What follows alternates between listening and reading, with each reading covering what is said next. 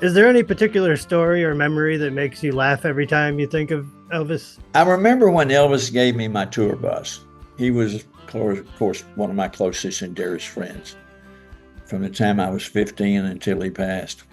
And we were in a small jet flying from Memphis to Love Field, Dallas Fort Worth. He was building the Lisa Marie plane, which is now at Graceland. If you go there, you can take the tour of the planes.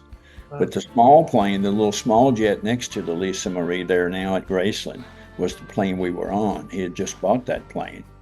And we were flying out to take a look at the Lisa Marie under construction. And we were sitting knee to knee, just almost like we are right now. And he looked me in the eye and he said, "I bought you a tour bus today." I said, "What?" I said, "You bought me a tour bus?" He said, "Yeah.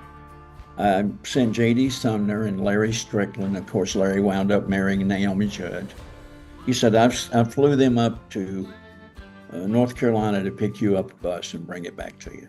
And I said to him, I said, "Elvis, you bought me a tour bus. I don't even have a band yet."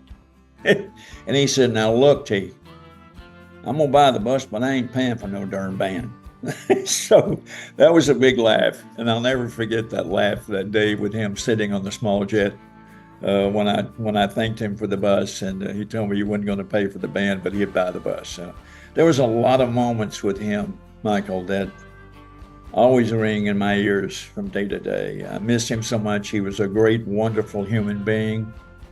He was a gigantic Christian guy who really and truly was such an inspiration to me when I was first starting out. I loved who he was, and I loved everything about him. Hi, this is T.G. Sheppard. Catch me on Sunday morning on Classic Country Breakfast.